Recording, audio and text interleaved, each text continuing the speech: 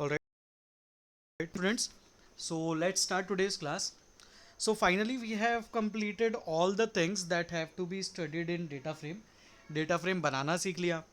Data frame में editing कैसे करते हैं, इंडेक्सेस कैसे डालते हैं, कॉलम्स कैसे डालते हैं, है ना. डेटा फ्रेम बनाने के कौन कौन से तरीके हैं, सारी मेथड्स देख ली. उसके बाद सबसेट्स कैसे यूज़ करते हैं, स्पेशल फंक्शंस लॉक, आई लॉक, एट, आई एट, ये यूज़ करके देख लिया. कॉलम्स को नेम कैसे देते हैं, कॉलम्स को रीनेम कैसे करते हैं, रोज़ को नेम कैसे देते हैं, रोज़ को रीनेम कैसे करते हैं, इवन कॉलम को और रो को डिलीट कैसे करते हैं, ये भी हमने देख लिया. मतलब लगभग सब कुछ डेटा फ्रेम में किया जो जाता है वो सब हमने देख लिया. इवन एट्रीब्यूट्स कौन कौन से होते हैं, एट्रीब्यूट्स भी हमने देखे थे. तो सारी चीज़ें डेटा फ्रेम की ख़त्म हो गई. एक बहुत इंटरेस्टिंग सा टॉपिक रह जाता है इसमें, जिसको बोलते हैं बूलियन इंडेक्सिंग. ये नाम से ही पता चल रहा है बूलियन इंडेक्सिंग का मतलब क्या होता होगा. तो बूलियन इंडेक्सिंग में क्या होता है, जो भी इंडेक्स होता है, किसी भी डेटा फ्रेम का जो इंडेक्स होता है, वो इंडेक्स में हम जो वैल्यूज़ प्रोवाइड करते हैं, वहाँ पर इंडेक्सिंग में वैल्यूज़ की बजाय क्या होगा, अब बूलियन वैल्यूज़ होंगी. मतलब क्या हो सकता है, 0 1 0 1 0 1, या तो true false true false true false, है ना. बूलियन मतलब क्या होता है, ट्रू और फॉल्स. हम बूलियन इंडेक्सिंग लगा रहे हैं, मतलब बूलियन इंडेक्सिंग का मतलब ये हुआ कि हम सिर्फ और सिर्फ ट्रू और फॉल्स को ही यूज़ करेंगे एज अ इंडेक्स. अच्छा, अब ट्रू और फॉल्स को यूज़ करेंगे एज अ इंडेक्स, तो ये करने की ज़रूरत क्यों पड़ी, क्या कहाँ पर काम आ सकता है ये. तो एक एग्जांपल से समझते हैं. जैसे कि स्कूल बोले कि आपकी 3 दिन ऑनलाइन क्लास लगेगी और 3 दिन ऑफलाइन ऑफलाइन क्लास लगेगी. अगर आपको बोला कि मंडे, ठीक है, अगर आप लोगों को बोला कि मंडे को, उसके बाद वेडनेसडे को और फ्राइडे को, ये 3 दिन आपकी ऑनलाइन क्लास लगेगी. मतलब ट्यूसडे, एक मिनट, ट्यूसडे को, अरे यार क्या हुआ, हाँ, ट्यूसडे, थर्सडे और सैटरडे आपकी ऑनलाइन क्लास नहीं लगेगी. मतलब यहाँ पर आपकी ऑफलाइन क्लास लगेगी. तो जैसे कि मंडे बोला ऑनलाइन क्लास, वेडनेसडे बोला ऑनलाइन क्लास, फ्राइडे बोला ऑनलाइन क्लास, तो यहाँ पर मैंने बोल दिया कि यहाँ पर 3 क्लास लगेंगी, यहाँ पर 4 क्लास लगेंगी, यहाँ पर 2 क्लास लगेंगी. तो हमने ये क्या डिसाइड कर लिया कि हमने किस दिन एक तो लगेगी और कितनी लगेंगी. अब यहाँ पर हम लोग डेटा फ्रेम पर क्या कह सकते हैं कि बुलियन इंडेक्सिंग लगा दें. मतलब यहाँ पर इंडेक्स लगा दे ट्रू, यहाँ पर इंडेक्स लगा दे फॉल्स, यहाँ पर इंडेक्स लगा दे ट्रू, यहाँ पर फॉल्स, यहाँ पर ट्रू, यहाँ पर फॉल्स. तो इसका मतलब क्या हुआ, ट्रू ट्रू वाले इंडेक्सेस जितने हैं वो सारे वो हैं जिस दिन हमारी ऑनलाइन क्लास लगेगी. फॉल्स फॉल्स वाले इंडेक्सेस वो हैं जिनमें हमारी ऑनलाइन क्लासेस नहीं लगेंगी, मतलब ऑफलाइन क्लासेस लगेंगी. अब क्या हो सकता है कि जैसे मुझे चेक करना हो, जैसे कि अगर बहुत बड़ी लिस्ट होती डेट बाय डेट, तो मुझे चेक करना होता कि भैया कितने दिन ऑनलाइन क्लास लगेगी, तो मैं सिर्फ ट्रू वाले आंसर्स को निकाल लेता, तो मुझे पता चल जाता कि कितने दिन ऑनलाइन क्लास लगेंगी. अगर मुझे निकालना होता कि ऑफलाइन क्लास किन दिन लगेंगी, तो मैं सिर्फ फॉल्स वाले आंसर निकाल लेता, तो मुझे ये पता चल जाता कि ऑफलाइन क्लासेस कितने दिन लगेंगी.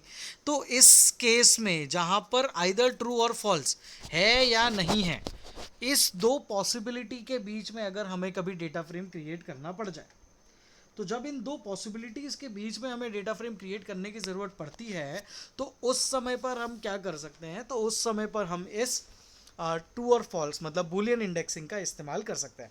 फॉर एग्जांपल हम लोग देख सकते हैं यहाँ पर हमें एक इन्होंने डेटा फ्रेम दिया हुआ है. इसमें आप देखो इंडेक्सेस ट्रू फॉल्स ट्रू ऐसे दिए हुए हैं. ट्यूसडे मंडे को क्लास है, ट्यूसडे को नहीं है, वेडनेसडे को क्लास है, थर्सडे को नहीं है, फ्राइडे को क्लास है. तो इन्होंने ऐसा पूरा डेटा अरेंज कर लिया है बुलियन इंडेक्सिंग के फॉर्म.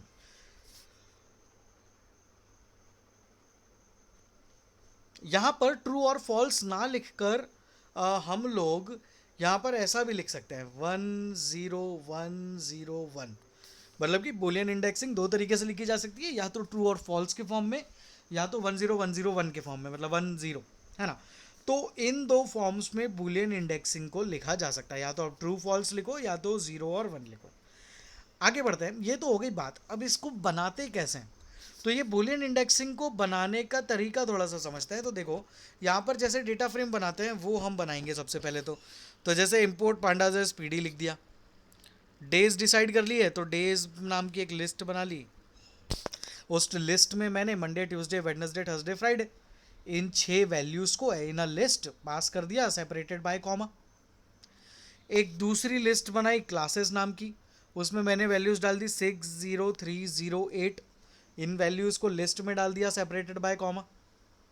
ठीक है, तो अब क्या हो गया है, मेरे पास सारा का सारा डेटा आ चुका है। अब मुझे डेटा फ्रेम क्रिएट करना है। डेटा फ्रेम क्रिएट करने का सबसे आसान तरीका डिक्शनरी के फॉर्म में क्रिएट कर लो। तो अब डिक्शनरी के फॉर्म में जब डेटा फ्रेम क्रिएट करना है तो डिक्शनरी होती है की और वैल्यू का पेयर। तो मुझे की में लिखना पड़ेगा कॉलम का नाम, तो मैंने कॉलम का नाम दे दिया डेज। और यहाँ भी की में मुझे लिखना था कॉलम का नाम, तो मैंने कॉलम का नाम दे दिया नंबर ऑफ क्लासेस। अब मुझे देना है वैल्यू का नाम, तो वैल्यू का नाम देना था, तो वैल्यू हमारी क्या है डेज, डेज में क्या है मंडे ट्यूसडे, तो ये मैंने वैल्यू दे दी। और यहाँ दे दिया क्लासेस जिसमें था 60308। और अल्टीमेटली इतना करने के बाद अगर मैं सिर्फ इतना आउटपुट प्रिंट करूँ, class D F is equals to P D dot data frame D C, जितना ब्लैक कलर से मार्क्ड है, सिर्फ अगर उतना आंसर प्रिंट करना चाहूँगा तो मुझे जो आउटपुट देखने को मिलेगा वो आउटपुट देखने को मिलेगा ये। और इसमें मेरा इंडेक्सिंग क्या होगा 0 1 2 3 4, ये इंडेक्स होगा। क्यों होगा इंडेक्स, क्योंकि मैंने तो ये नॉर्मल डेटा फ्रेम क्रिएट किया है। इस नॉर्मल डेटा फ्रेम को बूलियन इंडेक्सिंग में कन्वर्ट नहीं किया मैंने अभी। अगर मैं इस डेटा फ्रेम को बूलियन इंडेक्सिंग में कन्वर्ट करना चाहता हूँ तो मुझे एक काम और करना पड़ेगा, मुझे इंडेक्सेस प्रोवाइड करने पड़ेंगे। अब आप यहाँ पर देख सकते हो मैंने जो इंडेक्सेस प्रोवाइड करे वो इंडेक्सेस कैसे प्रोवाइड करें, तो इंडेक्स के ब्रैकेट में मैंने लिख दिया लिस्ट के अंदर true false true false true. अब एक चीज़ ध्यान दो, ये ट्रू फॉल्स ट्रू है तो स्ट्रिंग, पर यहाँ पर हम इनको as a boolean value pass कर रहे हैं, तो इसीलिए इसको कोट्स में नहीं लिखा जाएगा। These will not be enclosed in the quotes. अगर आप इनको कोट्स में एनक्लोज कर दोगे तो ये बूलियन इंडेक्सिंग नहीं रहेगी, अब ये नॉर्मल इंडेक्सिंग हो जाएगी। तो इसीलिए यहाँ पर जब हमें इसे बूलियन इंडेक्सिंग के फॉर्म में इनपुट करना है तो हमें इन्हें कोट्स में लिखना ज़रूरी नहीं है या लिखना ही नहीं है। It is must that it should not be written inside the quotes. ठीक है, तो इस तरीके से इसको लिखना पड़ेगा। Similarly what if I talk about, मैं ट्रू और फॉल्स ना लिख के अगर सिर्फ 0101 लिखना चाहता हूँ तो मुझे यहाँ पर इस तरीके से लिखना पड़ेगा। ठीक है, क्या किया मैंने यहाँ पर मैंने सिंपली इसको इंडेक्स की वैल्यू में 0 1 0 1 0 ऐसे वैल्यूज़ प्रोवाइड कर दी। तो अब क्या होगा, मेरी इंडेक्सिंग जो है वो इंडेक्सिंग अब मेरी इस तरीके से, जैसा कि आप यहाँ पर देख सकते हो और जैसा कि आप यहाँ पर देख सकते हो, तो इस तरीके से मेरी इंडेक्सिंग यहाँ पर अप्लाई हो जाएगी। So we can apply this boolean indexing to any of the data frame that we want. Boolean indexing का कंसेप्ट होता है, ये हमें पता होना चाहिए ये क्या होता है। ये मेजरली जो एक्सटर्नल्स होते हैं ये इस क्वेश्चन को फायर करते हैं और पूछते हैं कि आप बूलियन इंडेक्सिंग कैसे क्रिएट करोगे। तो बूलियन इंडेक्सिंग क्रिएट करने का बस एक तरीका अलग होता है कि उसको इस तरीके से लिखना होता है। बस अगर आपको इतना पता है तो डेटा फ्रेम जैसे क्रिएट करते हैं बस उसी तरीके से बूलियन इंडेक्सिंग भी क्रिएट हो जाएगी।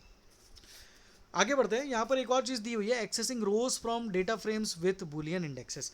अब जैसा कि मैंने बोला था कि मुझे सिर्फ अगर ये पता करना है कि किस दिन क्लासेस लगेंगी, अगर मुझे सिर्फ वो पता करना है तो मुझे क्या करना पड़ेगा, उस डेटा फ्रेम का नाम, अब क्लासेस जिस दिन लगेंगी उसको पता करने के लिए आपको यहाँ पर भी फंक्शन यूज़ करना पड़ता है लॉक। अब लॉक कैसे यूज़ करोगे, तो लॉक यूज़ करने से पहले आपको यहाँ पर प्रोवाइड करना पड़ेगा डेटा फ्रेम का नाम। फॉर एग्जांपल मेरे डेटा फ्रेम का नाम था DT1, तो मैंने यहाँ पर लिख दिया DT1।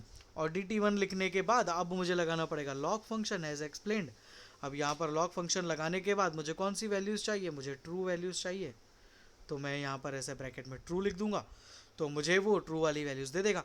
सिमिलरली अगर मैं यहाँ पर इस तरीके से लिखता DT1 डॉट लॉक और ब्रैकेट में लिखता 1, तो भी क्या होता, तो भी मुझे वो ट्रू वाली वैल्यूज़ ही देता। तो इस तरीके से हम या तो ट्रू या तो लॉक। सिमिलरली अगर मैं यहाँ पर लिख देता फॉल्स, सॉरी, अगर मैं यहाँ पर लिख देता फॉल्स तो मुझे यहाँ भी क्या करना पड़ता, यहाँ पर लिखना पड़ता 0। ठीक है। तो इस तरीके से हम इसको एक्सेस कर सकते हैं। अब इनके एग्जांपल्स हम यहाँ नीचे देख लेते हैं। तो नीचे कुछ एग्जांपल्स भी इन्होंने हमें दिए हुए हैं, तो उनको थोड़ा सा आप समझ लेते हैं। तो यहाँ पर देखो, क्लास df.loc लॉग फंक्शन लगाया, ट्रू वाली वैल्यूज़ लगाई, तो जो आउटपुट ट्रू दे रहे थे सिर्फ वही वैल्यूज़ हमें प्रिंट होकर मिली। क्लास डॉट एल ओ सी लॉग फंक्शन में फॉल्स वैल्यू लगाई, तो जितनों में फॉल्स वैल्यू है सिर्फ वही वैल्यू हमें प्रिंट होकर मिली। Same goes with the integer value, 0 और 1 भी पास करोगे तो सेम ही आउटपुट आपको देखने को मिलेगा। जैसा यहाँ है वैसा का वैसा आउटपुट यहाँ है ना। तो इस तरीके से हम आउटपुट्स प्रिंट कर सकते हैं। ठीक है, ये यहाँ पर हमें समझाया हुआ है। तो ये हमको क्लियर रहना चाहिए, ये चीज़ें हमें पता रहना चाहिए कि हम कैसे इसको यहाँ पर बूलियन इंडेक्सिंग को कैसे हम यहाँ पर यूज़ कर सकते हैं। ठीक है, तो यहाँ पर ये हमारा चैप्टर ख़त्म होता है। इसमें इतनी ही चीज़ें थी। अब हम देखते हैं कि और क्या चीज़ें हमें यहाँ पर बताई हुई हैं। तो ये मैंने एक दूसरी पीडीएफ ओपन करी है। तो यहाँ पर लेटेस्ट रिवाइज टॉपिक दिया हुआ है। इस लेटेस्ट रिवाइज में हमें बहुत सारे पॉइंट्स दिए हुए हैं। उन पॉइंट्स में सारी चीज़ें बताई हुई हैं कि इस चैप्टर के बारे में कि हमने क्या क्या इस चैप्टर में देखा है। ठीक है, तो आज के लिए आप लोगों को क्या करना है, अगली क्लास हमारी बहुत दिनों बाद है, शायद ट्यूसडे या वेडनेसडे को है। तो आप लोगों को उसके पहले क्या करना है, तो आप लोगों को ये जो लेटेस्ट रिवाइज वाला पार्ट है इसको रिवाइज करना है, इसको देखना है। उसके बाद ये जो ऑब्जेक्टिव टाइप क्वेश्चंस आपको स्क्रीन पर दिख रहे हैं, ये ऑब्जेक्टिव टाइप क्वेश्चंस आपको टिक कर लेना है। बुक हो तो बुक में ही, बुक नहीं हो तो पीडीएफ में ही। और पीडीएफ में टिक करने का ऑप्शन अगर आपको डिफ़िकल्ट लग रहा है तो एक पेज में यहाँ पर बस ABCD ऐसे जो भी सही आंसर है वो आप इनका लिख कर रख लें। ठीक है, खुद से आंसर्स ढूंढे। जो पता चल गया आंसर बहुत अच्छी बात, जो नहीं पता चला, क्यों नहीं पता चला उसको मार्क करके रख ले, उसको अपन बाद में डिस्कस कर लेंगे। तो यहाँ पर बहुत सारे क्वेश्चंस दिए हुए हैं। अगर अभी आपका कुछ PA एग्ज़ाम होने वाला है, जैसे वह जुलाई के 5 से अगर वो ये स्टार्ट होने वाला है, तो वहाँ पर भी ये ऑब्जेक्टिव क्वेश्चंस कुछ ना कुछ तो पार्ट ऑब्जेक्टिव्स को दिया होगा। तो ऑब्जेक्टिव क्वेश्चंस जो बनेंगे वो डेफिनेटली इसी पार्ट में से बनेंगे। अब हमने कवर ही सिर्फ चैप्टर नंबर 1 किया है, सो वी आर रिस्ट्रिक्टेड कि हम अभी चैप्टर नंबर 1 ही हमारे सिलेबस में देने वाले हैं। बट स्टिल अगर अगली 3 क्लासेस में, जो अगली 3 क्लास हम पढ़ने वाले हैं, अगली उन 3 क्लासेस में अगर हम पाइथन पांडास 2 का कुछ पार्ट कवर कर लेंगे तो कोशिश करेंगे कि उसको भी जून एंड तक जितना हम पढ़ लेंगे उसको सिलेबस में ऐड कर देंगे। बट फ़िलहाल के लिए तो अभी हम अगर डिस्कस ही कर रहे हैं तो पाइथन पांडास 1 तो पूरी तरह से आएगा। सारे क्वेश्चन, सारी चीज़ें जो हमने यहाँ पर पढ़ी हैं वो सारी चीज़ें वहाँ पर पूछी जा सकती हैं। पाइथन पांडास 2 के लिए नॉट श्योर कि वो सिलेबस में रहेगा या नहीं, क्योंकि अभी हमने उसको स्टार्ट नहीं किया है। और कितना कर पाएंगे, हो सकता है कि बहुत नेग्लिजिबल सिलेबस कवर कर पाएँ, तो फिर हम उसको इंक्लूड नहीं करेंगे, उसको नेक्स्ट पार्ट के लिए रख लेंगे। तो ये तो हमारा कंफर्म है कि पाइथन पांडास 1 जो है ये तो सिलेबस में आ रहा है, तो आप लोग इनको पढ़ लें। अब उसको पढ़ने से अच्छा है अगर आप ये जो लेटेस्ट रिवाइज के टॉपिक्स है ना, इनको रिवाइज करोगे तो पूरा का पूरा चैप्टर माइंड में आ जाएगा, पूरी की पूरी चीज़ें यहाँ पर क्लियर हो जाएंगी अगर आप उसको रिवाइज कर लोगे तो आप सिंपली ये लेटेस्ट रिवाइज को एक बार देख लेना। ये जो ऑब्जेक्टिव क्वेश्चंस आप देख रहे हो, there are many objective questions, there are around 26 fill in the blanks multiple choice questions which are given to us, 26 and 14 number of fill in the blanks which are given to us. ठीक है, तो इस तरीके से हम लोग use कर सकते हैं। जैसे कि for example fill in the blanks की बात करें तो हमने जैसे ये आखिरी वाला फिल इन द ब्लैंक देखा, ठीक है, रैंडमली उठाया मैंने, जैसे the rename function requires dash argument to make changes in the original data frame. तो ओरिजिनल डेटा फ्रेम में चेंजेस करने के लिए रीनेम फंक्शन में कौन सा आर्ग्यूमेंट होता है, क्या आपको पता है?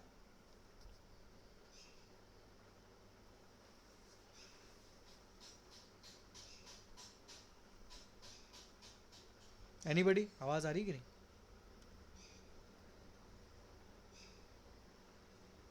तो यहाँ पर एक आर्ग्यूमेंट होता है हमारे पास जिसको बोलते हैं इन प्लेस। इन प्लेस की वैल्यू या तो ट्रू होती है या तो फॉल्स होती है। अगर हमने इन प्लेस की वैल्यू ट्रू कर दी तो वो ओरिजिनल डेटा फ्रेम में ही चेंजेस करने लगेगा रीनेम फंक्शन, है ना। तो इसका आंसर आएगा इन प्लेस। ठीक, तो ऐसे आपको थोड़ा सा ढूंढना भी पड़ सकता है, क्वेश्चन आंसर्स को थोड़ा सा ढूंढना भी पड़ सकता है, तो आप लोग ये ज़रूर देख लें। यहाँ पर जैसे कि 26th क्वेश्चन को देखें,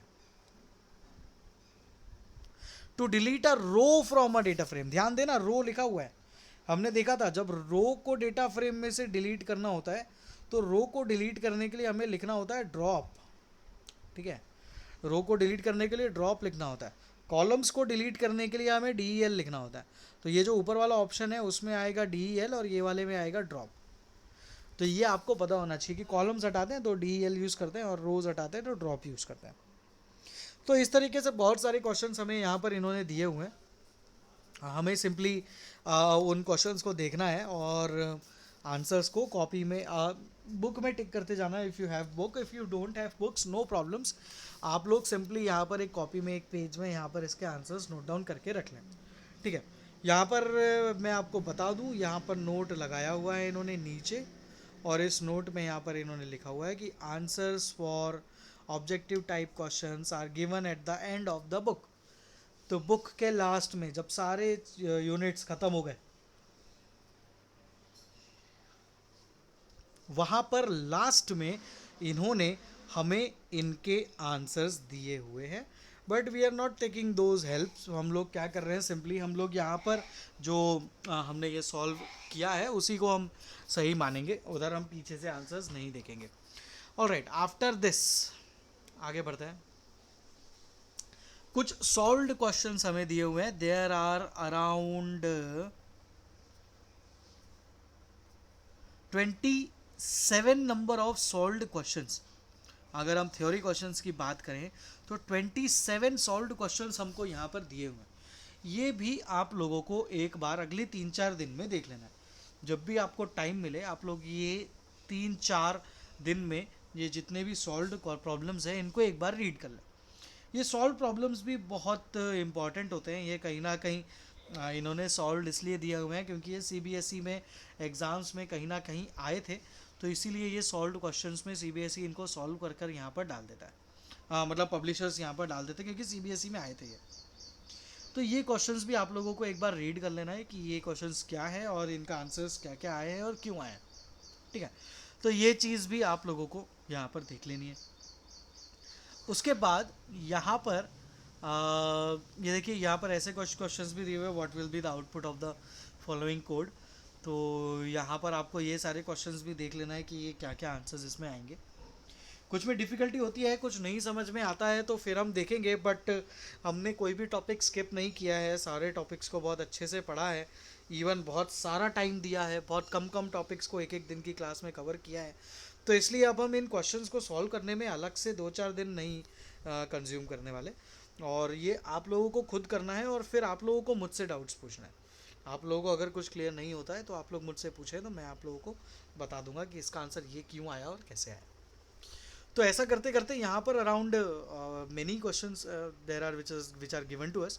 तो ये सारे के सारे क्वेश्चंस आप लोगों को देख लेना है, समझ लेना है, आंसर्स टिक कर लेना है। After these 26 number of questions, ये जो 26-27 नंबर ऑफ क्वेश्चंस है, उसके बाद इन्होंने कुछ प्रैक्टिकल क्वेश्चंस भी हमें दिए हुए हैं, ठीक है। तो प्रैक्टिकल क्वेश्चंस को भी आप लोगों को देख लेना है। यहाँ पर इन्हें सॉर्ट वैल्यू यूज़ करके एक प्रोग्राम यहाँ पर रन करके बताया हुआ है क्वेश्चन नंबर 28 में। तो ये सॉल्व्ड प्रॉब्लम्स तो आप लोगों को बिल्कुल पक्के से देखना है, ठीक है। सॉल्व प्रॉब्लम्स पक्के से इसलिए देखना है क्योंकि अगर आपने सॉल्व प्रॉब्लम्स अच्छे से देख लिए तो जो अनसॉल्व प्रॉब्लम्स यहाँ पर बुक में दिए होंगे, वो अनसॉल्व प्रॉब्लम्स भी कहीं ना कहीं इन सॉल्व प्रॉब्लम्स पे ही बेस्ड होते हैं। तो अगर आप अनसॉल्व प्रॉब्लम्स का देख लेते हैं सारे अनसॉल्व प्रॉब्लम्स को, सो डेफिनेटली आप लोग ये चीज़ दिमाग में रखना कि आपको सॉल्व प्रॉब्लम्स भी थोड़े बहुत समझ में आने लगेंगे कि यहाँ पर ये क्यों हुआ है और कैसे हुआ है, ठीक है। तो ये चीज़ आपको देख लेना है। यहाँ पर देखो 28, 29, अरे यार, अच्छा बस दो ही 28 और 29 दो ही सॉल्व प्रॉब्लम्स है जो इन्होंने यहाँ पर हमें दिए हुए हैं। इसके बाद का जो पार्ट है वो सारा का सारा पार्ट हमारा अनसॉल्व वाला है, तो उसका भी स्क्रीनशॉट मैं आपको शेयर कर दूंगा। पर अभी के लिए आप लोगों को क्या करना है, ये जो सॉल्व वाले क्वेश्चंस है, ये सॉल्व वाले क्वेश्चंस आप लोगों को सारे के सारे देख लेना है और ऑब्जेक्टिव क्वेश्चंस आप लोगों को सॉल्व कर लेना है, ठीक। And as far as syllabus is concerned, so Python pandas 1 will be our syllabus. और कंफर्म होगा, कुछ चेंजेस होंगे तो मैं आप लोगों को शेयर कर दूंगा ग्रुप पर और आप लोगों को बता दूंगा वेल बिफोर द टाइम, आप लोगों को मैं इन्फॉर्म कर दूंगा। सो स्टूडेंट्स, आज की क्लास के लिए तो इतना ही है। आप लोगों को कुछ डाउट्स हो तो आप लोग पूछ सकते हैं, अदरवाइज मैं ये जो दो पीडीएफ्स हैं इनको ग्रुप पर डाल रहा हूँ, और जो समय बचा है उस समय में आप लोग एटलीस्ट अभी जो 26 ऑब्जेक्टिव्स और जो 14 number of fill in the blanks हैं उनको सॉल्व कर लो और उनको नोट डाउन कर लो। ठीक है, और कुछ डाउट अगर दिखता है तो आप लोग अभी के अभी मुझसे ग्रुप पे पूछ लेना। एंड स्टिल बुलियन इंडेक्सिंग में कुछ डाउट हो तो आप पूछ लें, otherwise we will end the class.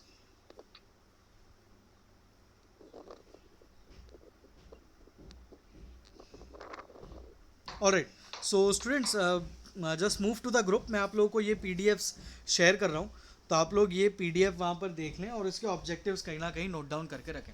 Alright, so thank you so much students, this was a short class today. See you in the next class. Thank you, sir. Thank you. Move to the group fast. Thank you, sir. Thank you.